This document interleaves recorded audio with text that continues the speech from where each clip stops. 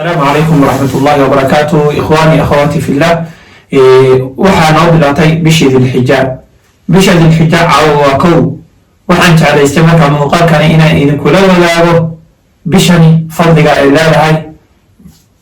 maxaa tilmaamaya oo cadayn u ah soonka la sameeya maxaa lagu helayaa qiyaamka la sameeya maxaa lagu helayaa maxaana la doonaya in looga qayb qaato kow fadliga maalmahan tobanka ah ayaynu ku jirno waxaa tilmaamaya qur'aankeena ilaahay subxaanahu watacaala wuxuu leeyay walfajri walayaalin cashr fajriga ayaan ku dhaartay iyo waqtiga iyo markaa habeena tobana marka habeenada tobanka akthar mufasiriin waxay leeyihiin waa ayaam alcashr waa tobanka maalmood ee u horeeya bisha dilxija nabigana sala allahu calayhi wasalam xadiid abu hurayra uu warinayo ayuu nabiga ku tilmaamay fadliga tobanka maalmood wuxuuna leeyahy maa min ayaamin axabu ila allahi an yatacabad maalmo ilaahay subxaanahu watacaala uu jecel yahay in la caabudo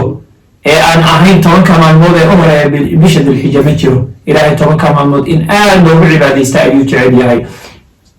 haddaba tobanka maalmood soonka la soomo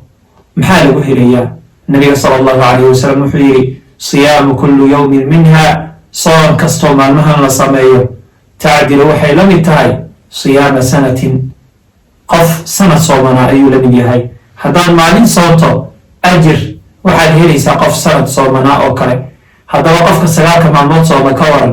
wuxuu helayaa 9 sano ajirka wuxuu helayaa micnaha 9 sano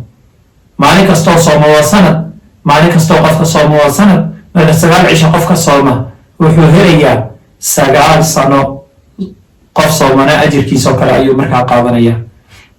haddaba qofkii qiyaam sameeya ama salaad tukada ay habeenkii oo dhan qiyaam sameeyana wuxuu la mid yahay qofkaasi qof habeen laylatulqadr habeen kastoo markaa uu qiyaam sameeyo wuxuu la mid yahay qof habeen laylatulqadri markaa tukaday allahu akbar habeen laylatulqadri qof tukaday ayuu markaa la mid yahay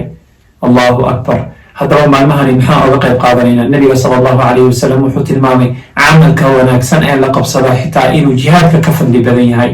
camalka wanaagsan baa fadli badan xitaa jihaadka ilaahay agtiisa qiimaha ku lahaa xitaa ka fadli badan baaraka allahu fiikum an camal wanaagsan qabsano camalka wanaagsan waxaa ka mid ah in qur-aanka la akriyo waxaa ka mid ah in salaadaha waajibka la xooga la saaro in qaraabada la xiriiriyo in markaa wax la sadaqaysto in markaa asxaab la sameeyo iyo nooc kastoo cibaadada ka mid ah cibaadada noocyadeeda kala duwan in laga qayb qaato in cibaadada noocyadeeda kala duwan la sameeyo walal baaraka allahu fiikum maalmahan tobanka ah waa maalmo markaa fara ku tirisa dhammaanaya aan ka faa'iidaysano wassalaamu calaykum